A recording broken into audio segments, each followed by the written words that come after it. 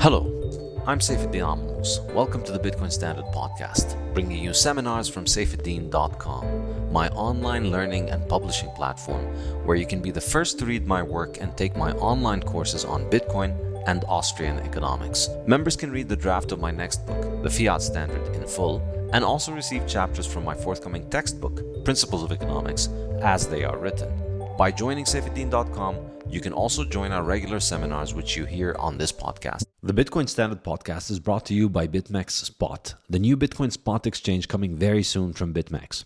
Most of you have heard about BitMEX, one of the biggest Bitcoin companies which has been at the forefront of Bitcoin growth over the years and did a lot to help Bitcoin emerge victorious and immutable from the hard fork wars of 2015 to 2017, probably the biggest threat to Bitcoin to date. BitMEX are now rolling out new products and services, including a spot exchange and an online learning academy, and I'm very excited to be working with their new academy to prepare an introductory course on the economics of Bitcoin, utilizing top multimedia resources which will be made available for free online for the world to learn about Bitcoin. After having spoken to the BitMEX team about what's in store, I'm very impressed by all of the things that are coming for their users. There are a lot of new products in the pipeline and a lot of momentum for the team. Keep an eye on them. Coinbits. Coinbits is a great way to introduce your pre-coiner friends and family to Bitcoin. Get them set up in under a minute and help kickstart their journey by turning everyday spare change into Bitcoin. This Bitcoin-only app takes the uncertainty and fear out of Bitcoin saving by rounding up debit and credit card purchases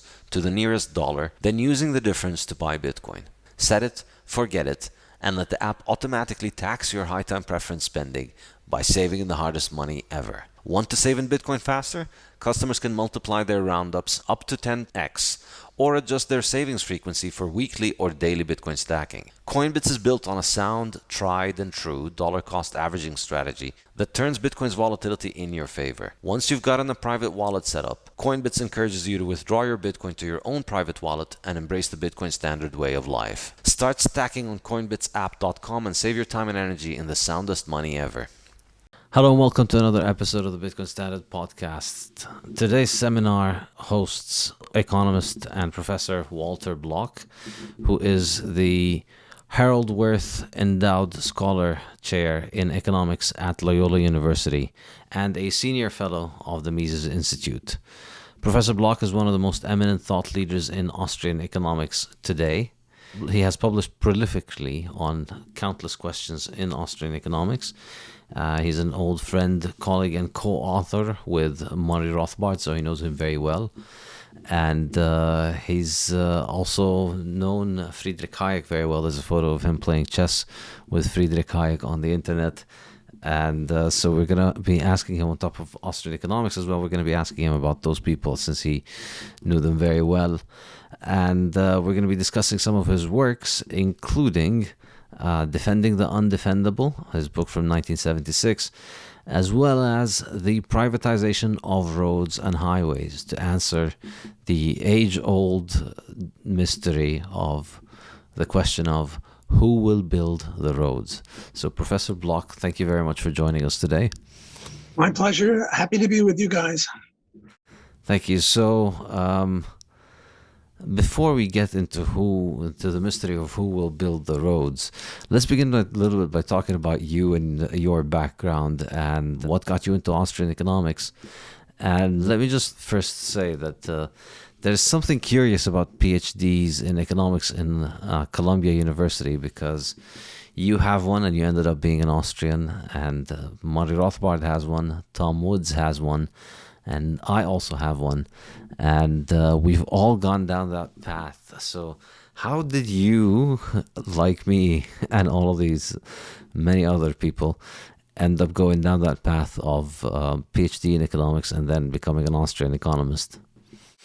Well, in order to explain that, I have to explain how I first became a libertarian, because I became an Austrian because of Murray Rothbard, and I wouldn't have met Murray had I not been a libertarian. So let me start just a little bit back. And I went to high school with Bernie Sanders. We overlapped for 4 years. We were buddies. We're on the track team together, and 1 year at Brooklyn College. And my views were similar to his. I was sort of a pinko, and I wasn't as into it as him, but I agreed with all of his views. And then Ayn Rand came to Brooklyn College to speak, and I came to boo and hiss her because she favored free enterprise. And everyone knows that free enterprise is an abomination. It leads to poverty and misery, and it's fascism and all that. Well, after the lecture that she gave, I still wasn't convinced, and they had a lunch in her honor, and anyone could come, even if you disagreed. And I was going to try to convert her to socialism. So I went to the lunch, and Ayn Rand was sitting at the head of the table, a long, long table, and maybe 50 people on each side. And next to her was Nathaniel Branden and Leonard Peikoff and Alan Greenspan and her lieutenants. And I was relegated to the other end of the table. And I turned to my neighbor and I said, hey, socialism is the way to go. And he said, well, I don't really know all that much about it, but the people who do are at the other end of the table. So I went and I stuck my head in between Ayn's and Nathan's, and I said, there's a socialist here who wants to debate somebody on socialism and capitalism. And they said, who is it? I said, me. I was maybe, 20 years old, maybe a sophomore at school, and Brandon maybe 35 and Rand 50 years old. Brandon was very nice. He said, there's no room at this end of the table, but I'll come to the other end of the table and I'll talk to you under two conditions. One condition is you have to promise not to let this conversation lapse until we settle it. And secondly, you have to read two books that I'll recommend. And I promised. The two books were Atlas Shrugged by Ayn Rand and Economics in One Lesson by Henry Hazlitt, which was really Austrian-ish. And I came to his house and Ayn Rand's house 4 or 5 times with my roommate, Ben Klein. And I was converted and I became a free market Randian type. I didn't go whole hog for the Rand view, but I was at least as good, well, not as good as Hazlitt, but I agreed with Hazlitt and I learned a lot from Economics in One Lesson. Then I decided to go and get a PhD in economics because I thought economics would be a good way to promote liberty, and I was a libertarian. Ayn Rand would not call herself a libertarian. She considered us hippies of the right, but on economics, there's no difference between her and libertarians. Well, then I was in graduate school, and there was this guy, Larry Moss, who sensed the kindred spirit, he and I, and he was a friend of Murray Rothbard, and he said, you got to come meet Murray Rothbard. You'll love him. He's great, and he's an anarchist. I said, anarchist? What? I don't want to meet an anarchist. I was a Randian. An anarchist is evil. We need the government, limited government still, but we need a government. But finally, Larry and his roommate, Jerry Wallows, prevailed upon me to go and meet Murray. And Murray converted me to anarchism in about 10 minutes. He was very unfair. He used Henry Hazlitt's arguments. He would say, well, you can see clearly why we should privatize post office, right? I said, sure. And you can see clearly why we should privatize, schools or something like that. And the argument was ethics and economics. And so why can't we privatize the police? Why can't we privatize the courts? How about the armies? And that was it. In about 10 minutes, I was converted to anarcho-capitalism. Austrianism took a year or two because I was now under the mentorship of Gary Becker, a Nobel Prize winner at economics at Columbia. And I couldn't get through my thick head praxeology. Which I think is the main contribution or the main distinction between Austrians and mainstream economists.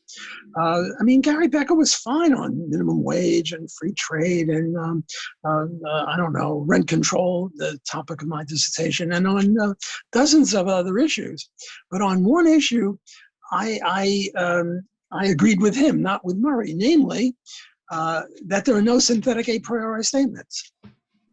That if you want to be a good scientist, a good economist, what you have to do is realize that all we have is hypotheses, say that the minimum wage law creates unemployment for unskilled workers, and we have to go out and test it. And we have to do empirical work, and that was my thing. And the idea that that economics is really not an empirical science, but rather just a matter of logic. It's just logic, starting with human action, was alien to me. The idea that something could be absolutely true and not a tautology, and say something about the real world, just went right over my head. I couldn't get that. It took maybe a year or two for me to get that, but finally I got that, and I realized that yes, rent control creates miserable housing, and minimum wage law creates unemployment for unskilled workers. And there's nothing wrong with empirical testing, rather empirical work on this, but you're not testing that. Rather, what you're doing is illustrating it. And sometimes, like Card and Kruger, they don't succeed in illustrating it, but you're not really testing it. To give you an example, I got converted to this, and I try to convert Gary Becker to Austrianism. And what happened was I was doing my PhD dissertation on rent control. And it was an econometric analysis, and my independent variable is number of years that a city had rent control. They all started in 1942, and they decontrolled some in 45, and some in 50, some in 55, and some like New York City at the time, and now never decontrolled. So that was my independent variable. And my hypothesis was the more rent control, the worse housing, holding everything else constant that I can think of, like weather or wealth or who knows what, whatever I could hold constant. And most of the time, I got good results. The independent variable had the right sign, and it was statistically significant. However, every once in a while, horrible, I got the wrong sign, namely more rent control meant better housing, holding everything else constant. And sometimes it was statistically significant. So what Gary Becker should have said, if he really stuck to his empirical fallacy, would be, oh, I've got this wonderful young block student who's going to turn over everything we know about rent control. Because look, my latest econometric result showed that. Instead, what he said was, block, you moron. He didn't say you moron. He was too nice. But he said, block, you moron. Go out again and keep working until you get it right. So what was testing what? Was my stupid econometric stuff testing what we know from logic about rent control? No. Rather, what we know about rent control from logic was testing my stupid econometric results. Namely, I had him as an Austrian, but he wouldn't give in. He wouldn't change. I tried. We had, friendly arguments like that. But I mean, to me, my stupid results show that what we know about rent control is wrong. That's just silly. So I finally got Austrianism, and I see the essence of Austrianism is just this. Are there synthetic a priori statements? Is there such a thing as economic law? And the Austrians say, yes, there are economic laws. Not everything in economics is an economic law. For example, the elasticity of lima beans, is it -2 or -4? No economic law. If you want to find out, you have to do econometric studies. So I'm sorry, I gave you a long-winded answer to it. No, this is fantastic. So essentially, I think the answer to my original question is that it was really the empiricist at Columbia University who made you into an Austrian, right? Well, Murray did it. He got his PhD at Columbia, and he converted me to Austrianism as well as to anarcho-capitalism. Yeah, no, I mean, it was also my experience. It was really just listening to the statist perspective continuously getting repeated that kept on making me ask questions and figure out what the problems were with it. I think if I were to say who was my most influential figure in making me a libertarian, Murray and Gary Becker. For me, it's probably Joseph Stiglitz. He's... his continuous illustration of just all of the ways in which you could have bad ideas about economics and justify statist intervention was ultimately what kept me digging in the direction of libertarianism and Austrian economics. It was a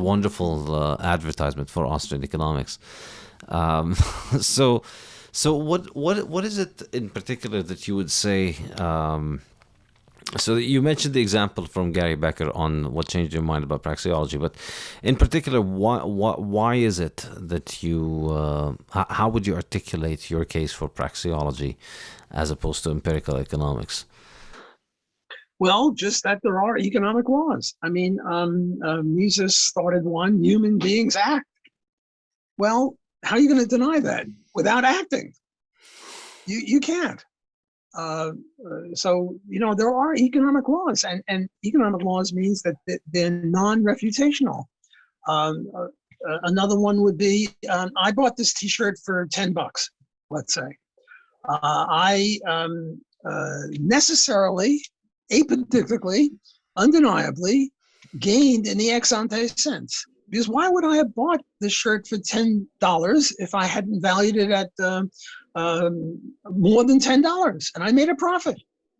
And the claim that I made a profit by buying this ex ante, now ex post is a different issue, but ex ante is apodictic, necessarily true, and it tells us something about the world. And Hans Hoppe has got a list of, 15 or 20 of these with money and free trade and all sorts of things. So there are economic laws. Economics is more than just hypotheses. Yes, we also have hypotheses, which are not economic laws about, the elasticity of something or other, or if the money supply increases by 10%, what will be the price rise? Need not be 10%. It'll be something, but it need not be 10% due to expectations. So there are hypotheses also in economics, but there are also laws, and people like Gary Becker and Jim Buchanan and Milton Friedman call Austrianism a cult. Why do they call it a cult? Because we believe that there are economic laws, and they think that there's no such thing as an economic law, and I think that they're mistaken. Yeah, and I mean the incoherence and inconsistency in their position here is that they're pretty unequivocal about, for instance, the idea that minimum wage is bad. So somebody like Milton Friedman is entirely convinced about minimum wage, which is a conviction that is not really justified by the data and the literature. If you wanted to really look at it, there are all kinds of studies that show ambiguous effects. But yet, people like Gary Becker and Milton Friedman always fall back on saying, the minimum wage is bad, we should oppose the minimum wage. I agree with them, but their agreement is not predicated on data. It's predicated on them understanding how this actually works. Right. What I say, if you scratch a good economist, you'll find an Austrian. Yeah. Now, Gary Becker and Milton Friedman and Jim Buchanan are all good economists. And the proof of it is that they stick to their guns no matter what Card Kruger find or fail to find. And that shows they're good economists, which means they're Austrian economists. A good economist is an Austrian economist, and a non-Austrian economist is not a good economist. Those guys are really Austrians deep down. It's just superficially they say that Austrianism is a cult. They just don't understand what's going on. And also they'd like to pretend, which is essentially the same fallacy that the Keynesians fall into. They'd like to pretend that their conclusions about economics are arrived at empirically and, from a blank slate. Like they don't have ideological priors that they're utilizing. They're not dogmatic about this. They're not ideological about it. They're just looking at the empirical data and arriving at the conclusion. And the empirical data says, and this is where it becomes ridiculous, that you want to try and convince me that the empirical data says minimum wage is bad, but having a central planner in charge of the Federal Reserve is good because, there's data. And it's just the scientific, it's scientism, basically. Well, one of the best examples to illustrate this is what happened with elevator operators in, this must have been around 1937 or so, when the minimum wage law went from, 40 cents to 70 cents, almost a doubling, or 40 to 75. At that time, you're probably too young to know about this, but at that time, you go into an elevator in an office building, there's a guy standing there. He's not a pervert, he's the elevator operator. and minimum wage went from 40 to 75 cents, I think it was. How many manually operated elevators were supplanted by automatic elevators the next day? Zero. None. Namely, everyone, all those guys, they got a nice wage increase from 40 cents to 75 cents because you can't fire them immediately because it takes a little time to replace them with automatic elevators. The idea was that at that time, at 40 cents, manual or person elevator operators were more economical than automatic. But at 75 cents, it switched, and now automatic elevators are more economically viable. But it takes time. So if you do an econometric analysis 1 day later or 1 week later after the minimum wage, you'll conclude that the minimum wage law is great. It doubled these semi-unskilled workers' wages, practically doubled, and everything was fine. But then over the next 2 or 3 years, after 3 years, there were no more manually operated elevators. They were all automatic. And people didn't connect the two. They said, well, it's the interest rate or technology or something like that. But so the crucial thing is the timing. You know, if your econometric stuff doesn't find the minimum wage law creates unemployment for unskilled workers, try again. Until you get it right. I mean, and another thing about replicatability is Card and Kruger, you know, they try to replicate what they did and they couldn't replicate it. And yet somehow Card and Kruger or God and a lot of other people have failed to find unemployment effects for unskilled workers. But we know, just as a matter of logic, if you have a minimum wage law of $7 an hour, well, what about if your productivity is $2 an hour? Who's going to hire you? You lose $5 an hour. It's just a matter of pure logic, elementary logic. Yeah, no, absolutely.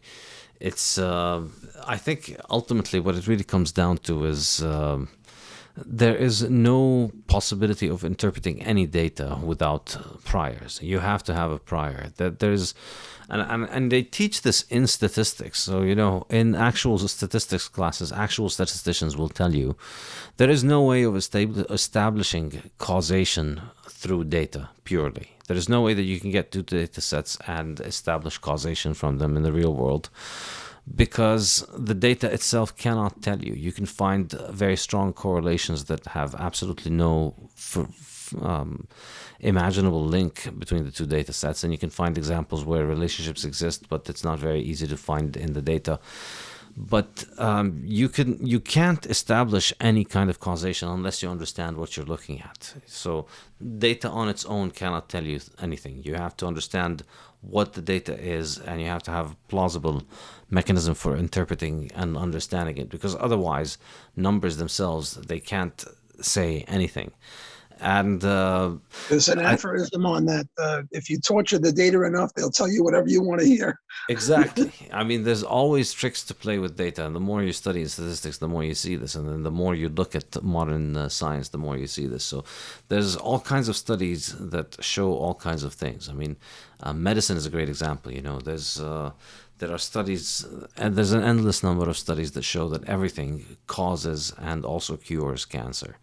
It's just, you know, run the numbers and they'll say something, or they will say it's opposite, and then you've got you've got a paper out of it. So ultimately, without priors, without the ability to logically understand the data, you can't say anything. And the interesting thing about people who claim to be empiricist economists is that they realistically, well, I mean, in theory, they're trying to ape the methods of the sciences. They're trying to say, well, economics is going to be like a science, so we need data, and we need to have experiments, and we need to falsify results.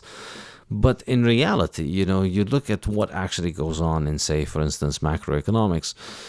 It's really just some guy proposes a story, which is Keynes in the case of macroeconomics, and then it becomes gospel, and then they're torturing the data to try and support this theory, and then anything that doesn't support the theory is considered a paradox and an outlier and something that's strange.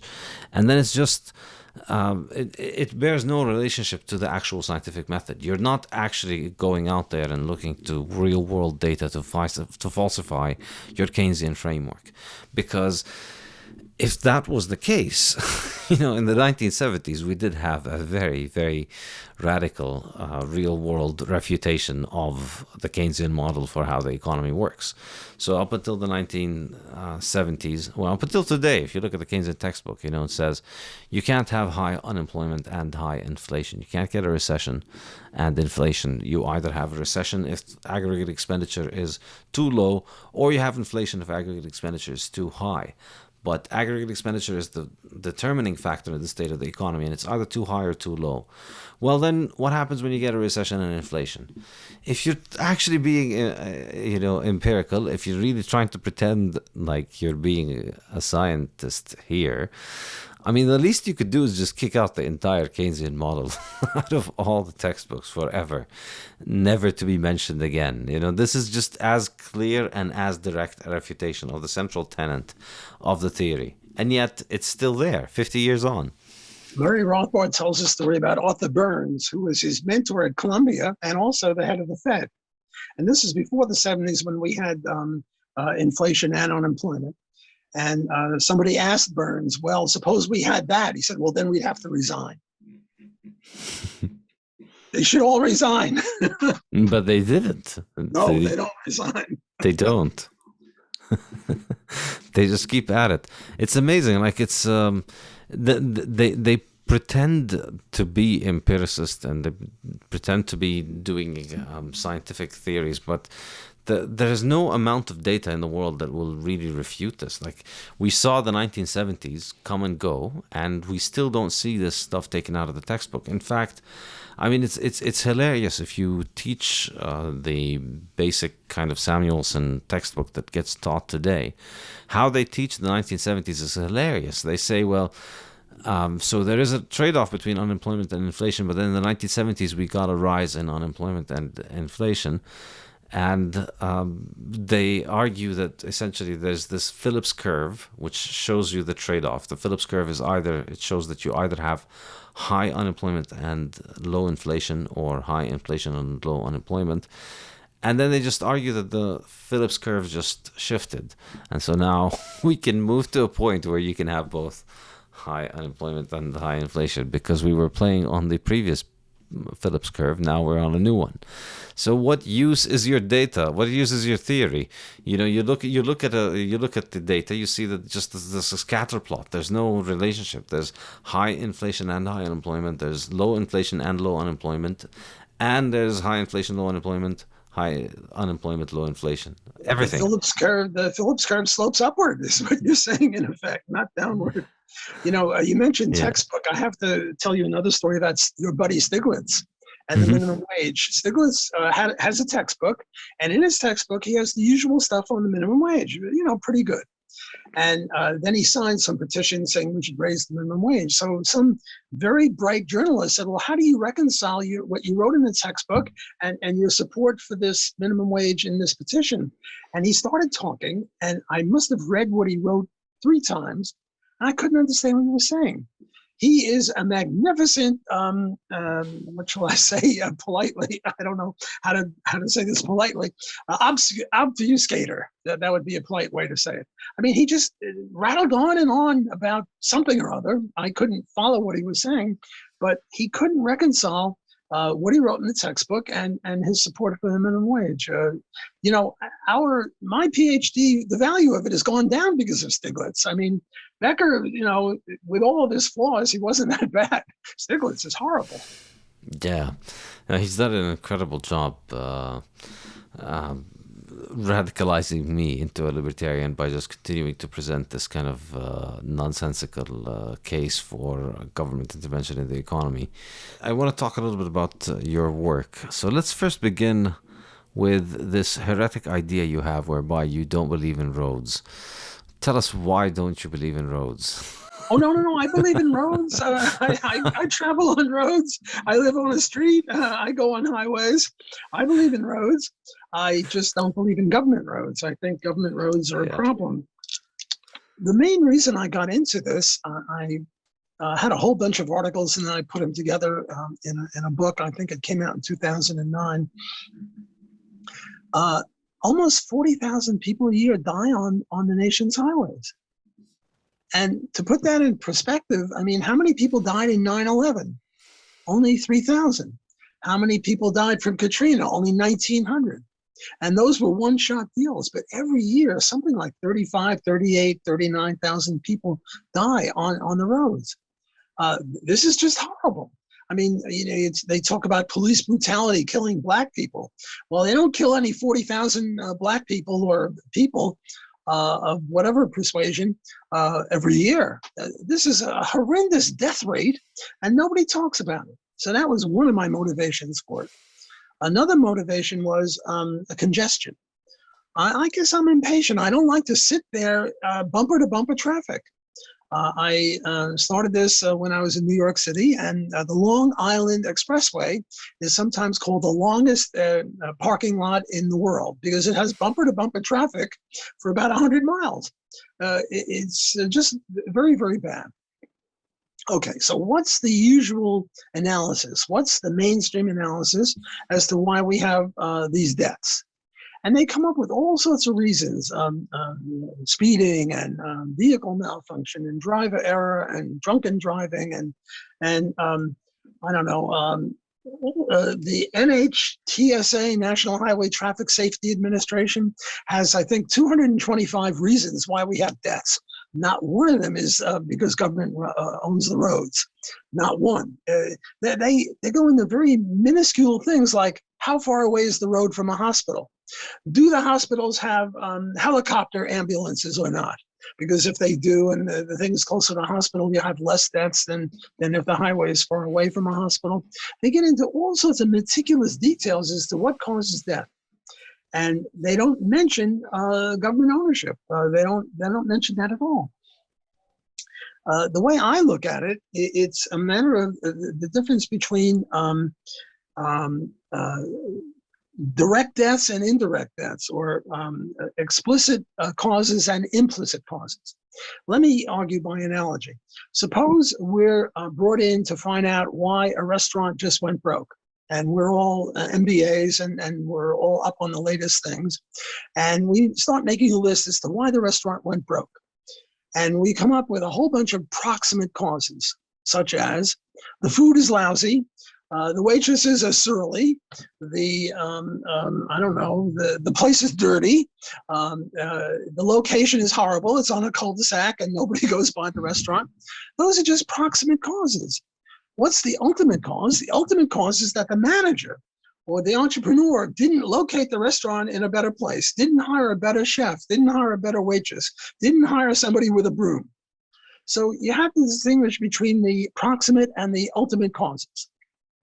So yes, the NHTSA has a whole bunch of proximate causes. But what's the ultimate cause? Well, the ultimate cause is just as in the restaurant, the management. Well, who's the management? The management is the government. Namely, there's no competition. What you get is the rules of the road from Washington, D.C. You get one rules of the road for all the roads. Now, how would it be under privatization? Well, you see, right now, let's just take speed, because speeding is presumably is actually a proximate cause of deaths. You go too fast, and other things equal, the faster the worse. Okay, so what is the present rule? The present rule is you have to do a minimum of 40 and a maximum of 70. Now, anyone going on any of the highways knows that if you go 70, cars are going to go zipping right by you because most people are doing 75, 78. Very rarely do you get anyone doing 70. Well, would it be better, possibly, if instead of a minimum of 40 and a maximum of 70, you had on my highway, the right lane, everyone had to do 55, and the middle lane, everyone had to do 70, and the left lane, everyone had to do 85. Would that be better? And the answer is we don't know, because we can't experiment. Look, the reason we have pretty good shirts and the reason we have pretty good pens is different people try to make shirts and pens in different ways, and then we find out what's the best way. Maybe it shouldn't be 55, 70, and 85. Maybe it should be 60, 70, and 80. Who knows? But we can't do anything like that. Whereas if you had a road and you did 55, 70, and 85, and I had a road and I said 50, 60, and 70, then we'd see maybe there'd be fewer deaths on my road. And I'd say, everyone come to my road, nobody go to your road, and we'd have competition.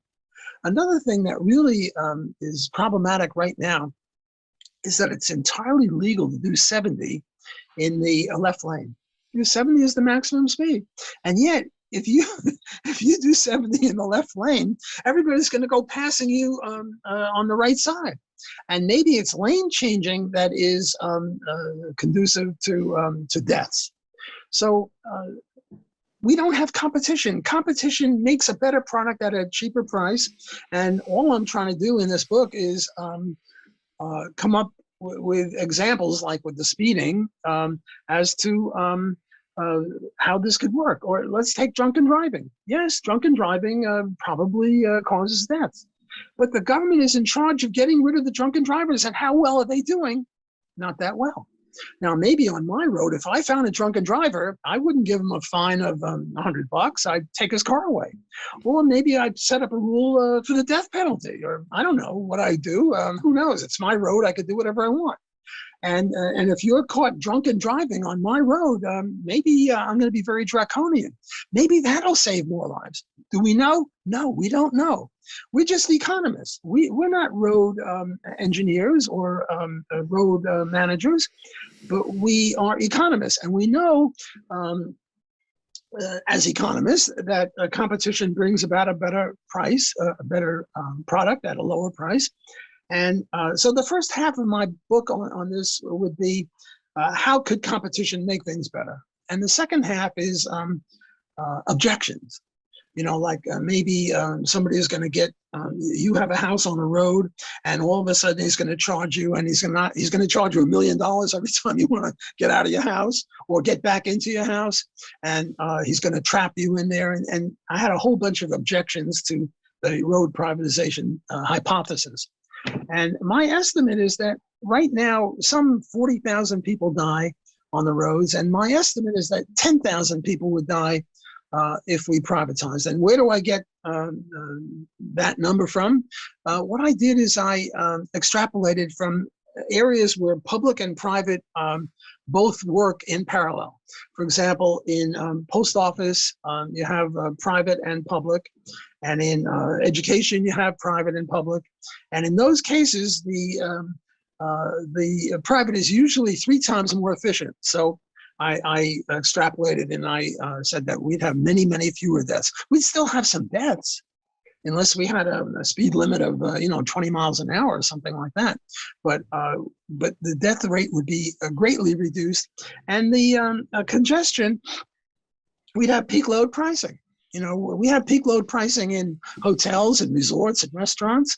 Namely, during the peak, you charge more. Movies charge less for a matinee on Tuesday afternoon rather than Saturday night. Well, during the morning rush hour and the afternoon rush hour, you jack up the price and you reduce the traffic congestion. So that would be a 5-minute summary of my views on roads.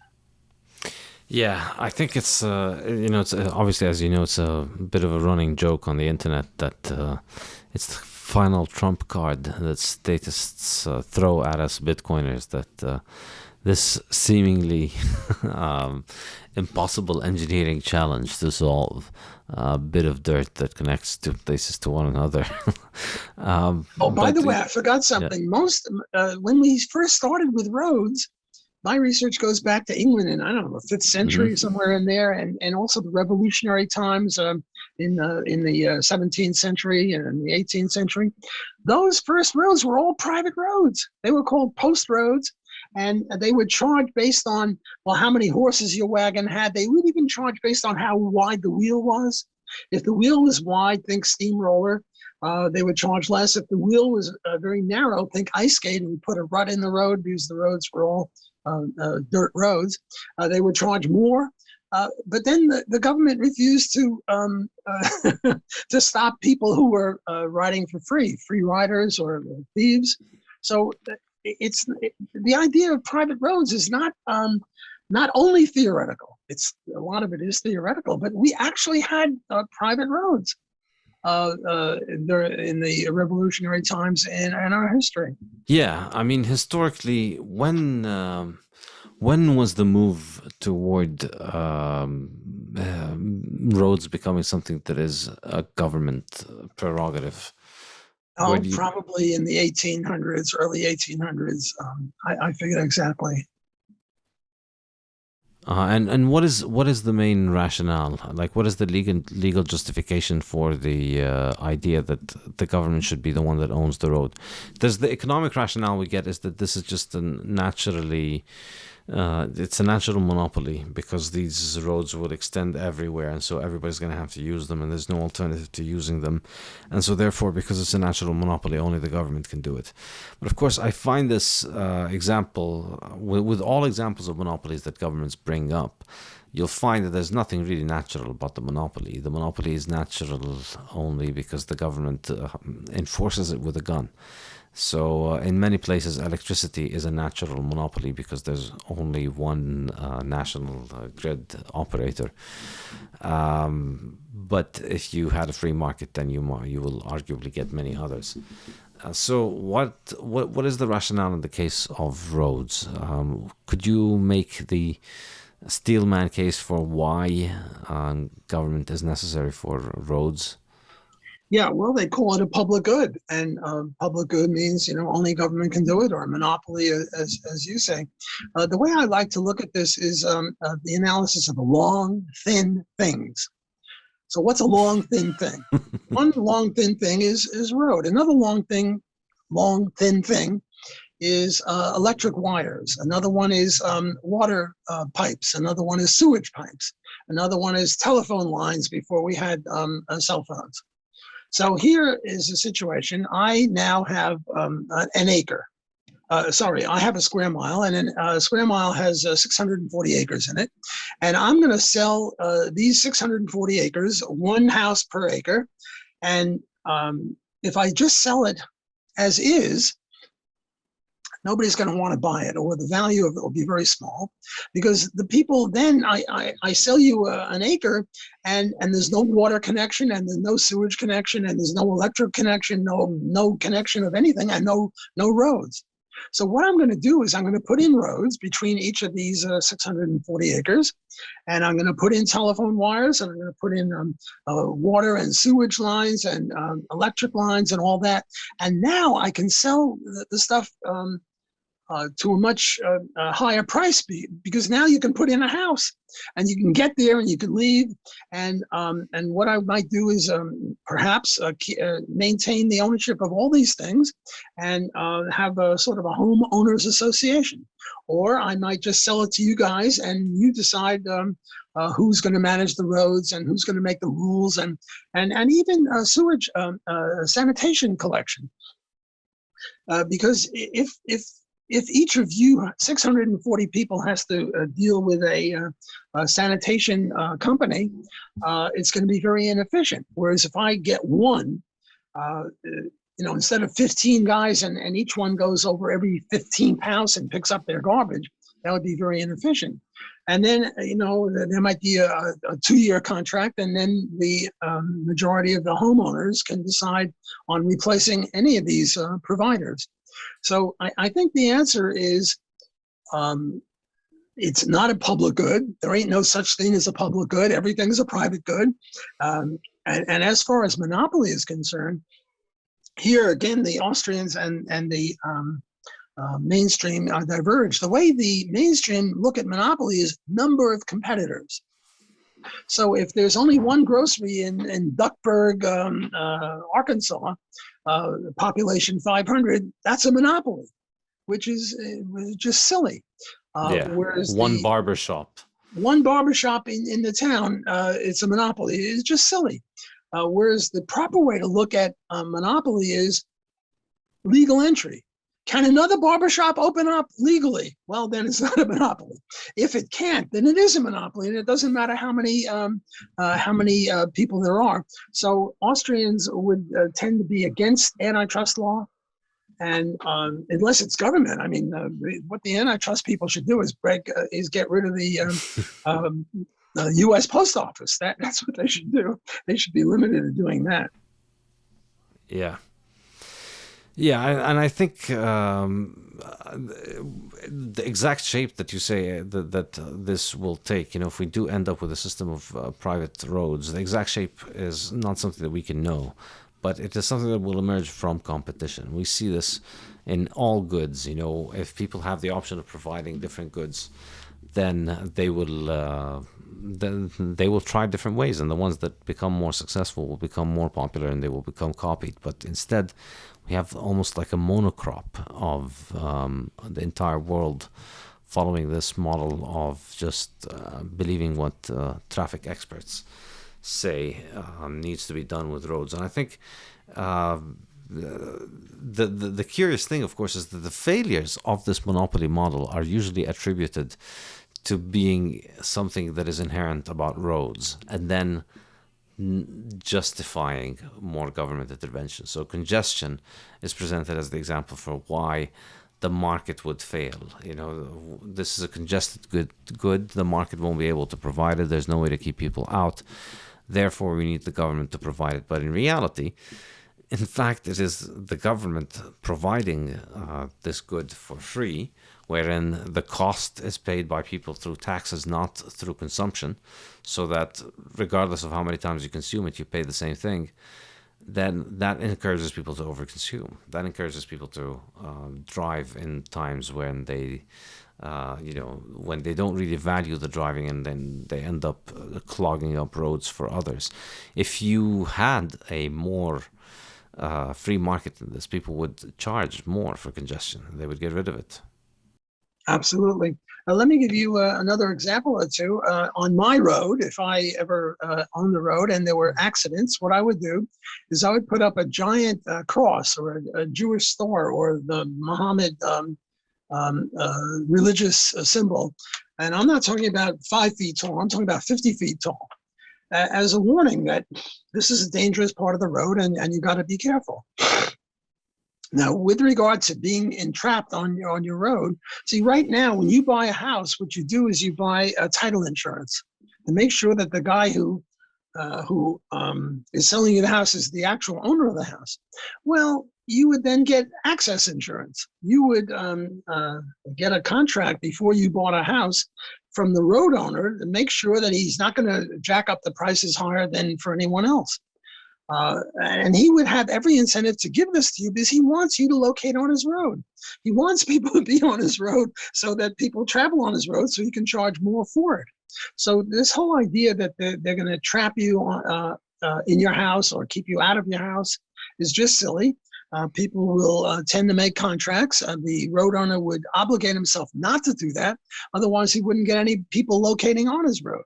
So here is just one more example of how we might reduce deaths with religious symbols where there's deaths, and there will be, even in private roads, there'll be many fewer, and also with this access insurance rather than title, or in addition to title insurance.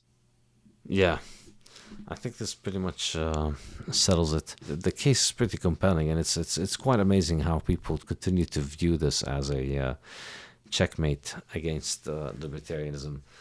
But I wanted to move on to your other book, Defending the Undefendable. Now, this is a book that Friedrich Hayek said of this book. He said, "Looking through Defending the Undefendable made me feel that I was once more exposed to the shock therapy by which, more than 50 years ago, the late Ludwig von Mises converted me to a consistent free market position. Even now, I am occasionally at first incredulous and feel that this is going too far, but usually find in the end that you are right. Some may find it too strong a medicine, but it will still do them good, even if they hate it. A real understanding of economics demands that one disabuses oneself of many dear prejudices and illusions. Popular fallacies in economics frequently express themselves in unfounded prejudices against other occupations, and in showing the falsity of these stereotypes, you are doing a real service, although you will not make yourself more popular with the majority." I think this is a great summary of your book, Defending the Undefendable, which takes a look from essentially an economist's lens at trying to understand the economic motivation for people to do certain things, and therefore why people do those things, and to go away from the kind of almost ingrained knee-jerk reaction against these kind of ideas. So, what was the main thesis of Defending the Undefendable? What did you try and do from writing that book? Well, before I get to the main thesis, let me just comment on what you read of Hayek. When I read that, he sent it to me in a letter. I asked for a blurb, and boy, oh boy, did I get a blurb. I thought he was drunk when he wrote this. I mean, he's comparing me to Mises. I mean, Mises is God. I'm not God. I'm a follower of Mises and of Hayek. And the book came out in '76 when I was, 35. And even now, I'm still not Mises. And I'll never be Mises, because Mises was spectacular. Mises and Rothbard are the Mozart and Bach of economics. And I'm just a good listener of Mises and Hayek and Rothbard and Bach and Mozart. So I thought he was drunk when he wrote this, but I was very, very pleased. I mean, Hayek comparing me to Mises is amazing. Another problem that I had with this is that I've written several articles criticizing Hayek, his book Road to Serfdom, where I thought he gave away half the store. He was too nice to the socialists. He compromised too much. And then I felt guilty. I felt because, I'm biting the hand that feeds me. I mean, the great Hayek was nice to me, and now I return his niceness with an attack. And then I reconciled this because I welcome my students who criticize me. And I was never a formal student of Hayek, but that was the relationship that I had with him. He was my teacher, I was his student. And if I can welcome my students criticizing me, and I do, he can then welcome me criticizing him. So I reconciled it that way, but I still felt a little awkward in criticizing not only the Road to Serfdom, but the Hayekian triangle in macroeconomics, in Austrian economics. I've criticized the triangle, which mainly was his way of illustrating the Austrian business cycle theory. Mm-hmm. Okay, now that I've commented on that, I guess the thesis of the Defending the Undefendable, and by the way, here is Defending the Undefendable 1, which came out in 1976. Here is Defending the Undefendable 2, which, and I got a forward by Ron Paul, which I regard as very akin to Hayek. And here is my Defending the Undefendable 3. So there are 3 volumes of this, and each one has got 30 or 35 chapters. And now I'm working on Defending the Undefendable 4. So let me translate your question from what is my thesis in Defending 1 to what is my thesis in all of these books. My thesis is that we have to distinguish between morality and legality. And there are certain things that are immoral and yet should not be illegal. And libertarianism is a theory not of morality, but a theory of legality. So we as libertarians are logically obligated to defend everything that should be legal, even though it may or may not be moral. For example, let's take prostitution. Now, a lot of people think that, and I also think that the proper way for people to interact is not buying and selling sexual services. Look, I have a mother, I have a daughter, I have a wife, I have a sister. I wouldn't want them to be prostitutes. I think prostitution is not good. I don't favor prostitution. I don't go to prostitutes. I think it's highly problematic from a moral point of view. But now comes the libertarian question: should it be illegal? Should people who do this go to jail? And the answer is, from a libertarian perspective, absolutely not, because prostitution does not per se violate the non-aggression principle. Now, look, there are prostitutes who steal from their Johns, from their customers, but then there are plumbers and bakers who also steal. So that's irrelevant. So the thesis of all three and the fourth book as well is I am going to defend every activity that I can think of that is either problematic or immoral or highly controversial, or people hate it, sometimes with good reason, and yet should be legal. Because I think we libertarians have to adhere to the essence of libertarianism. And the essence of libertarianism is not a theory of morality, it's a theory of legality. And what it says is that everything should be legal except if it violates the non-aggression principle. So murder should be prohibited by law, theft, rape, kidnapping, all sorts of things like that, arson, carjacking, fraud. Those should be illegal. No question about that. And I don't defend any of that. But I do defend, let me have a list over here from defending one. And now, as I read this list, what you have to think about in the back of your mind is, yes, these are immoral, maybe. These are controversial. These are highly hated by everybody. But do they violate the non-aggression principle? And my answer is no, they don't. So I have under sexual, the prostitute, the pimp, and the male chauvinist pig. On the medical, the drug pusher and the drug addict. On the free speech, the blackmailer, the slanderer, libeler, denier of academic freedom, advertiser, person who yells fire in a crowded theater. I'll have to explain that one. Under outlaw, the gypsy cab driver, the ticket scalper, the dishonest cop. Under financial, the non-government counterfeiter, the miser, inheritor, moneylender, non-contributor to charity. Under business and trade, the curmudgeon, slumlord, ghetto merchant, speculator, importer, middleman, profiteer. Under ecology, the strip miner, litterer, and waste maker. Labor, the fat capitalist pig employer, scab, rate burner, rate buster, and employer of child labor. I say that many of them are, and I'm not going to read the other two books, will be unless people raise those issues, because there are maybe another 75 issues. And my claim is that all of these are reviled, hated, immoral, very controversial, but none of them violate the non-aggression principle, and therefore they should be defended in the limited sense that they should be legal, not in the sense that they're good or virtuous, or that we should all become prostitutes or something like that. Yeah, I think this is really, for me, the why I think of libertarianism as being almost synonymous with adulthood, in the sense that you need to just be able to develop this understanding of the idea that just because you don't like something does not mean that people should take guns and go threaten the lives of people who engage in those things. Understand the distinction between wanting to do something and then wanting to initiate force against, not wanting to do something and wanting to initiate force against the people who do it.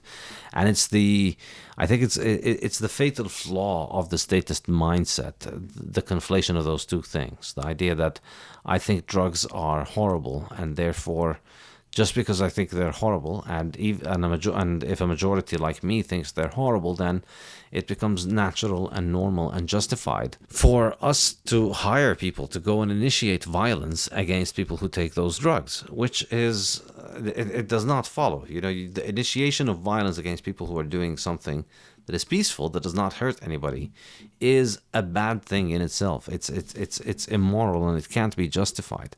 There is no argument for it, and I think it's really maturity to be able to arrive at this level where you can understand that how people can do immoral things that are bad for them, or they can do things that are bad for their health. They could consume substances that are destructive for their body.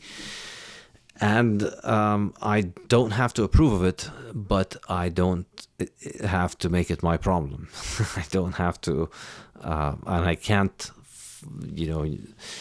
initiate force against it or support the initiation of force against it. In fact, this is really what makes a civilized society possible, where you don't go around trying to enforce rules of behavior on everybody, because that entails violating their right to their own body and their own property. Yeah, we have to distinguish between hurting people and violating their rights. We are allowed to hurt people. We're just not allowed to violate their rights. Let's say I ask a girl out for a date and she says no. She hurt me. I feel diminished.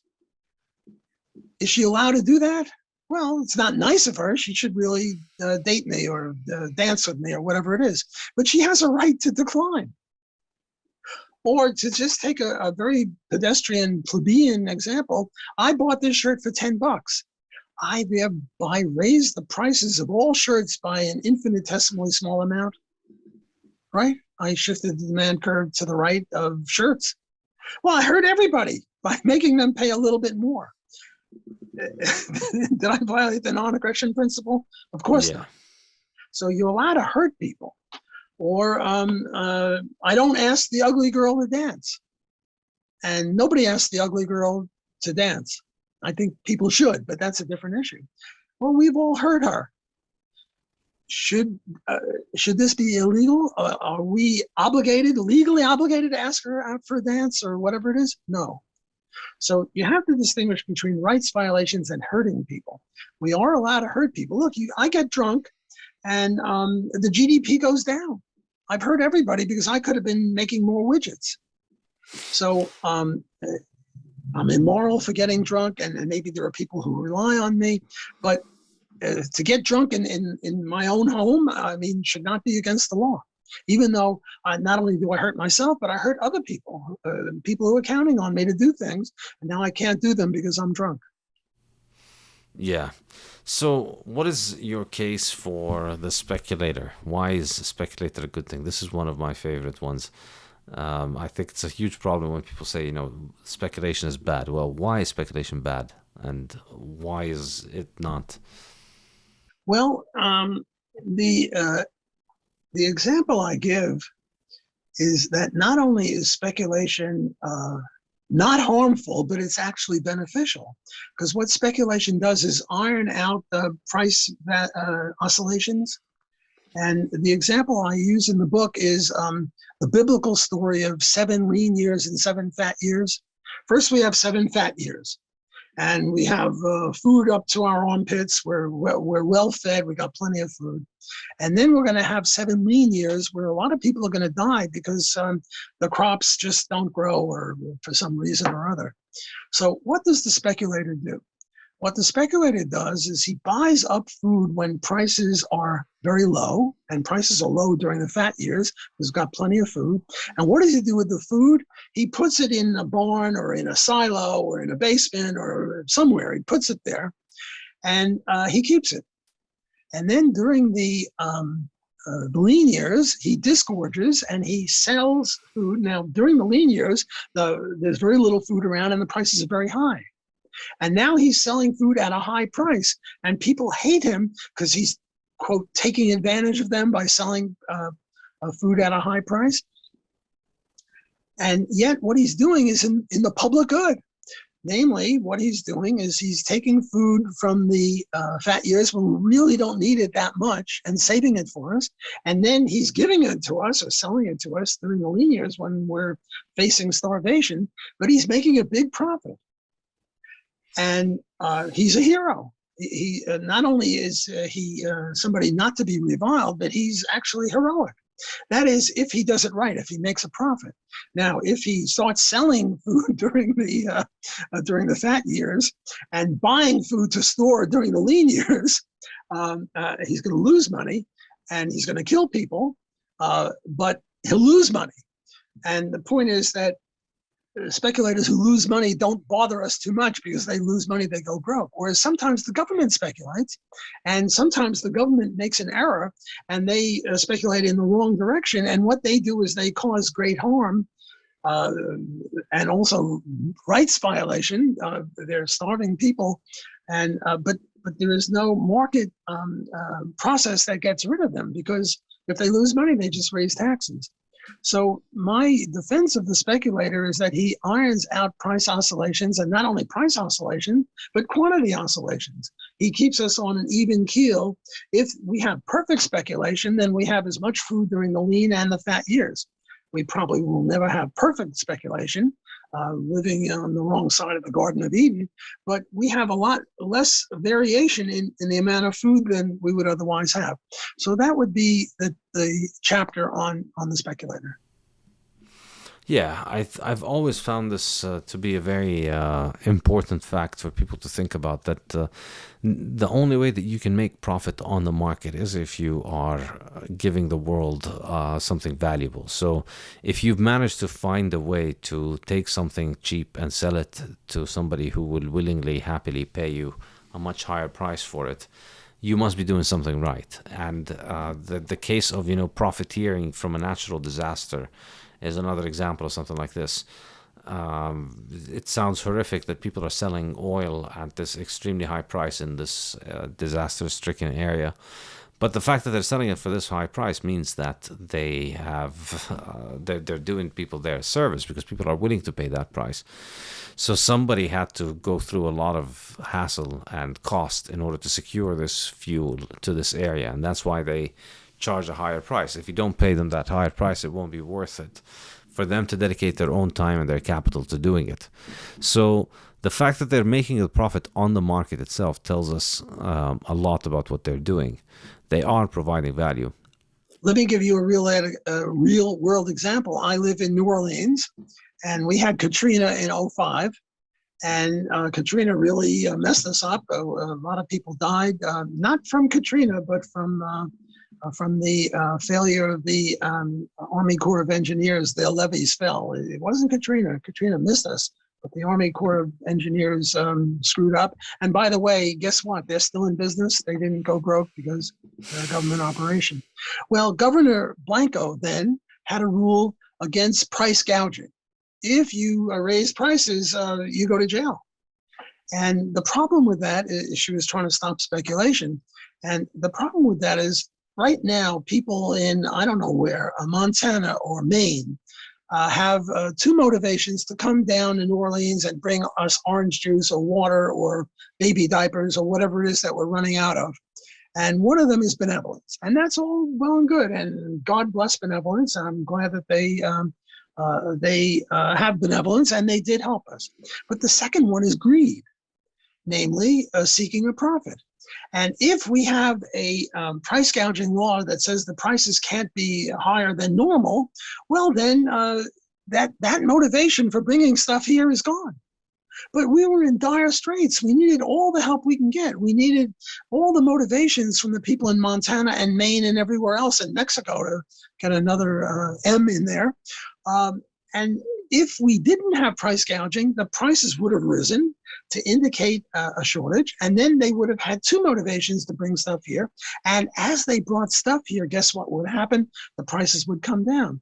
The way I liken it is profits are like a cry for help in the wilderness. When I'm lost in the wilderness, what I want to do is yell, "Help, help," very loudly. Well, price gouging laws are sort of like decibel control laws. I can only go, "Help, help," very softly, or not at all, because the economic signal for help is a high price. That shows we're in dire need. And with a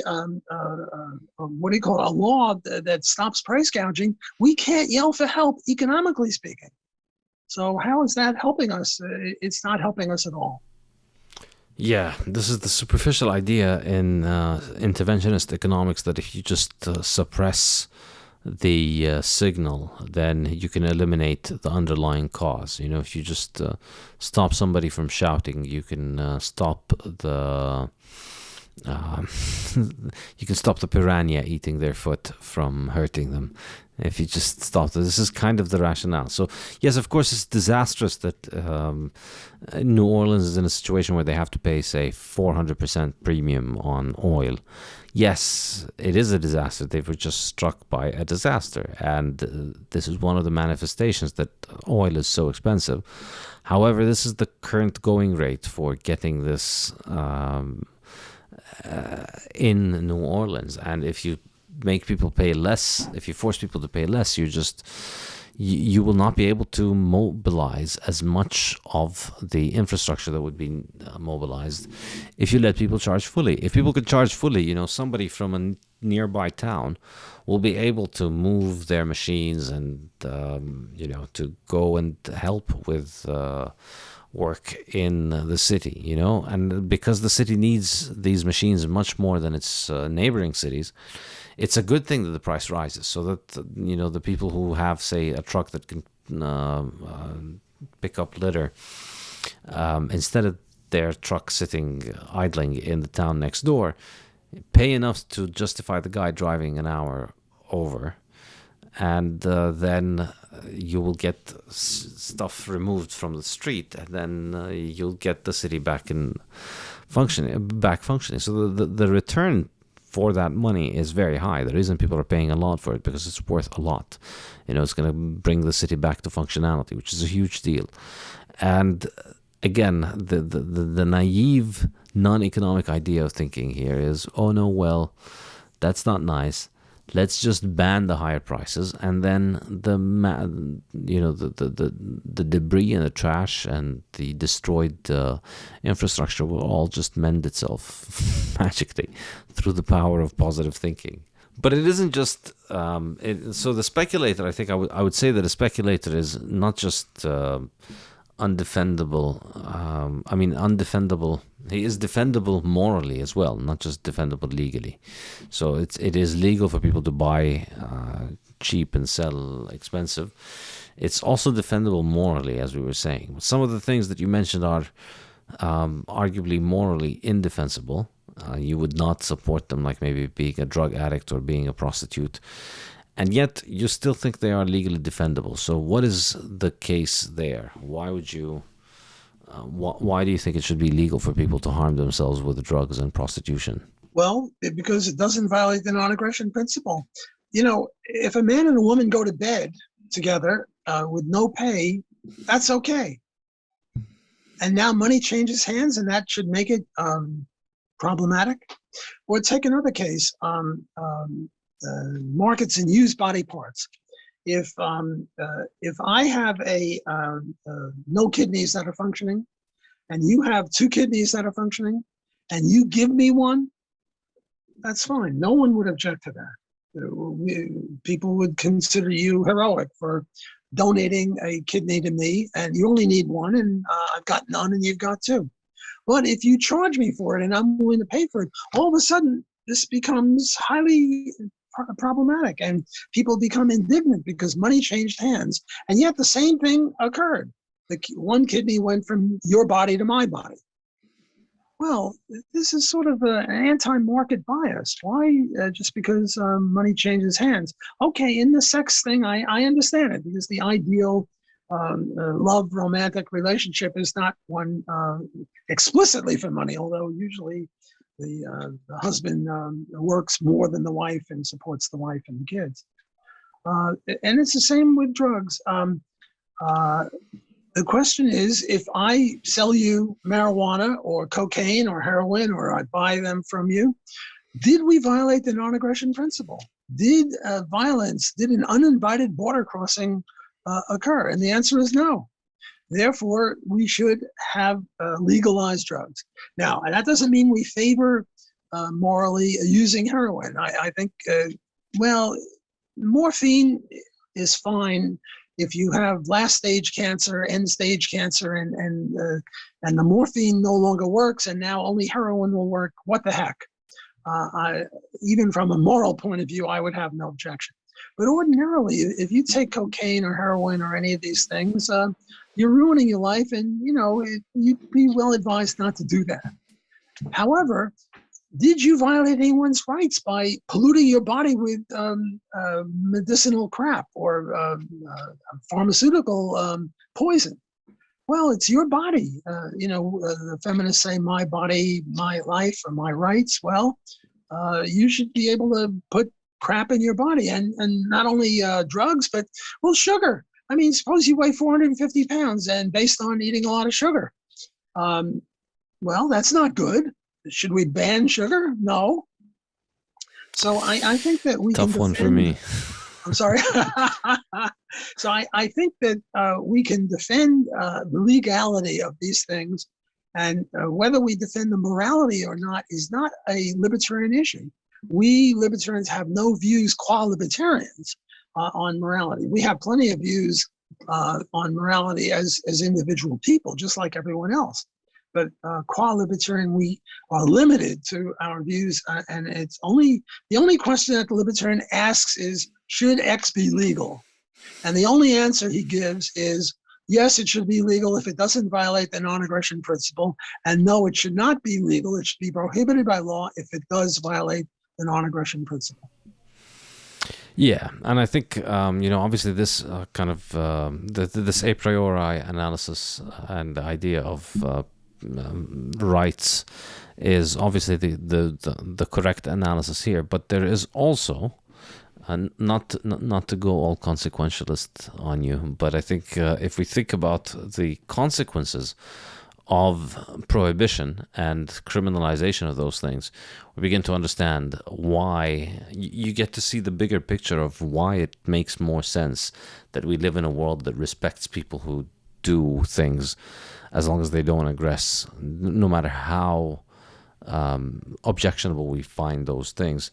It's workable for a human society to live together in peace and harmony and civilization if we're able to accept each other's non-aggressive vices. But it's unworkable if we want to try and regulate each other's vices. It's unworkable for us to try and live where we need to impose a moral code of not a moral code, but a behavior code on everybody, where everybody needs to smoke this or not smoke that, or drink this or not drink that. Everybody needs to do this and do that. It's just it's a recipe for tyranny and conflict and needless suffering. It is the problem. The problem with drugs. It's quite telling that really the biggest problem with drugs is not so much the impact that they have on your body today. It's the it's the criminalization aspect of it. Criminalization ruins a lot more lives than drugs do. Absolutely. The best analogy would be alcohol prohibition. At one time, people would kill each other over alcohol. You had gangs organized about alcohol, and you had this thing called bathtub gin, namely poisonous alcohol that killed people. And nowadays, we legalized alcohol. It's still a problem. People get drunk and they shouldn't get drunk, but nobody is killing anybody over it. And the quality of the stuff is impeccable. There's no more bathtub alcohol or bathtub gin or anything like that. Right now, more people, as you eloquently say, are dying not from these illicit drugs, but dying from the criminality around that. Namely, people are shooting each other. And look, in New Orleans every day, well, maybe not every day, but every week, there are people shooting each other over drug turf. Well, if it was legal, if you could go and buy heroin in the store, in the pharmacy store, nobody would be shooting each other over that. That whole problem would disappear. So I think you're absolutely right in saying that from a pragmatic point of view, not just an ideological point of view, but even from a pragmatic utilitarian point of view, these laws are very bad because they kill people unnecessarily. Yeah, it is. It is the aggression, and no matter how much you think drugs are a problem, I think the far bigger problem is the criminalization, because the drugs do not involve aggression. Somebody voluntarily decides to grow them, and then somebody processes them, and then somebody sells them to somebody else, and they go down the supply chain until they make it to the end consumer. All along the line, everybody there is voluntarily choosing to take part in this process, and so nobody is hurt, and if they're hurt by their own volition. They chose to. A lot of people hurt themselves, as you mentioned, by eating junk. I know a lot more people whose lives are ruined by junk food than those whose lives are ruined by illegal drugs. And so sorry, go ahead. Let me just mention one caveat. We're not talking about children. Children are a separate issue. You sell drugs to children, you ought to go to jail. You engage in prostitution with children, that's child abuse. You ought to go to jail for that. Children are, how shall I say, a unique problem for every political philosophy, including libertarianism. So when we say we should legalize drugs or sex or this or that, we're talking about consenting adults. Robert Nozick once had this beautiful phrase.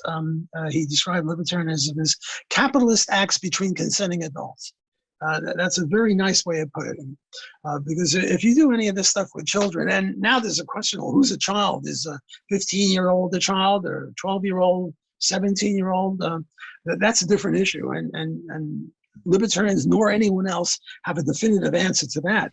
But you do something to a clear child of 11 years old, you're a criminal. Yeah, absolutely. And I think that follows from the fact that children are, you agree with Rothbard that children are property of their parents, right? Well, I'm a big fan of Murray on many things, but not everything. I have a little different view. Murray says that children should have the right to run away. And Murray never had any children.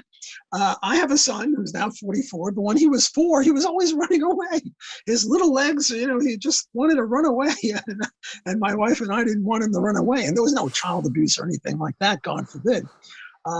Yes, there are movie actors who are 10 years old and want to be divorced from their parents, and that's okay. I would just say, as long as a judge approves of that. But there has to be some sort of protection. You just can't, a 4-year-old just can't run away from his parents, and we support that. The parents are the guardians, and if the guardians stop guarding the parents, for example, you get this, what do you call that? Who are those Christians that won't allow a blood transfusion? There is a sect of Christian who will not allow their children to have blood transfusions, even if it's to save their lives.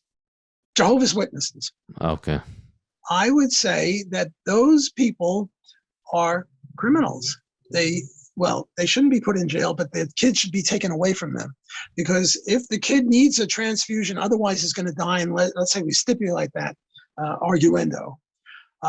If the parents say, no, we're going to limit ourselves to prayer, and the medical establishment is 100% saying, no, this kid will die without a transfusion, and if he has a transfusion, he'll live, and he's 4 years old, and the parents won't allow a transfusion, well, then I would say that the state or a private defense agency or somebody, a hospital, somebody should take that kid away and give him a transfusion against the parents' will. Well, but I mean, you see the slippery slope here. I do, but I stand on my side of the slope. The key element of parenting is guardianship. And if we can stipulate that you're not a good guardian if you don't allow a blood transfusion, well, then you shouldn't deserve the honorific of being a parent anymore, at least for that regard. You can give the kid back, because apart from that, one problem, the Jehovah's Witnesses are fine, upstanding individuals. But that kid should get that transfusion, and he should stay alive. I think there's another similar example, which is vegans. A lot of vegan raise their children as vegan, and children cannot grow up vegan. It's massively harmful for them. And there is a case to be made that maybe they should be taken away from them. But I disagree with you, because I think I'd rather live in a world in which we have everybody understands that the authority of the parent over the child is non-negotiable, because otherwise, if you start compromising it for these once in a million rare edge cases, then the same busybodies that like to capitalize on everything are just going to take this to extreme lengths, and then you're going to be dealing, for each one case of these extreme outliers, you're going to be dealing with 100 cases of lives ruined by over-anxious bureaucrats looking to abuse their authority. No, I agree with you entirely. I mean, we're sort of really into act utilitarianism versus rule utilitarianism. And I'm the act utilitarian, you're the rule utilitarian. And I agree with you that the parents, on average, 99% better guardians of their kids than the government. No question about that. And if it was a choice of all or none, I would go with you. However, I don't see why we can't say arguendo, stipulatively. In this one case, let's go the other way, because here it's a clear violation of rights. Now, look, there is such a thing as child abuse. There are parents that burn cigarettes out on the skin of their 3-year-old kid. And if they do that, I think, they should deserve a real low level of hell for doing that. But I agree with you that better than 2 kids get cigarette burns and die from cigarette burns on their body, than that we let the government involved, because the government will kill many more kids than the parents will. But can't we have our cake and eat it? Can't we say, yes, as a general rule, the burden of proof is on anyone who wants to take a kid away from the parent? Fine. But there are certain cases, especially if we have a private court, where the abuse is so heinous, the cigarette burns on the kid, or not having a blood transfusion, and we want to save that kid. I don't see why we can't have our cake and eat it. We can't have both, at least theoretically. Now, from a practical point of view, you might well be right, and we can't have our cake and eat it. And then I would agree with you. The burden of proof, we go with the parent rather than with the state, because the parent is, on average, a way better guarantor of the safety of children than is the government. Yeah, I think I definitely agree on that regard. Well, we can agree to disagree. That's okay. No, it's just I tend to think that it is all or nothing. You can't. It's either we don't have a mechanism for overriding the choice of the parents, or we do. And if we do, then it's just going to lead to all kinds of questions. But I think perhaps where perhaps I think you could justify aggression against the parents by individuals. Well, look, I agree with you that if it is all or none, I'm on your side. I'm with Yeah. you. But I think, maybe the way that you could take the kids from the parents is if individuals choose to carry it out themselves, rather than coaching it in collectivist language and having the government build it. Like, I know those kids are being abused. I'm going to go and take those kids, and I will fight their parents, for instance. Well, look, it's been an hour and a half, and I'm sort of running out of steam. I'm not as young as I used to be. I'm 80 years old. This was really very enjoyable for me, and I hope it was beneficial to you guys. And I think you're not running out of steam. You've got a lot more. So, maybe in a month or two, we could do part 2 of this. But right now, I think I'd like to. Okay, not a problem. Now, you've been asking me a lot of questions, so let me ask you one. Sure. I see on my screen about 15 people.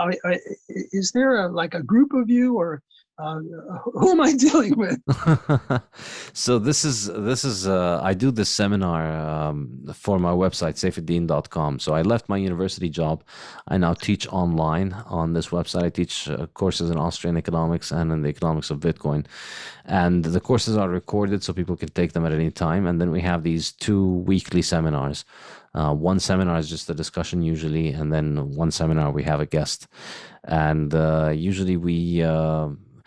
this time this was so enjoyable. I just noticed that it had been an hour and a half, but usually I try and bring in the other participants to ask questions, and they'd have questions to ask you as well. But this time you and I got into child ownership, and then we got dragged into that. But yeah, you're right. We'd love to have you again if you'd like. Oh, I'd like very much. And sure, maybe in a month or 2, let's do it again, and maybe just do a half hour of you and I, and an hour of interaction with the whole gang. Absolutely. So thanks for having me on this. I really enjoyed it, and I feel I made a new friend. Thank you, sir. Thank you. It's a pleasure and an honor to be talking to you. Thank you so much for joining us. Have a good day.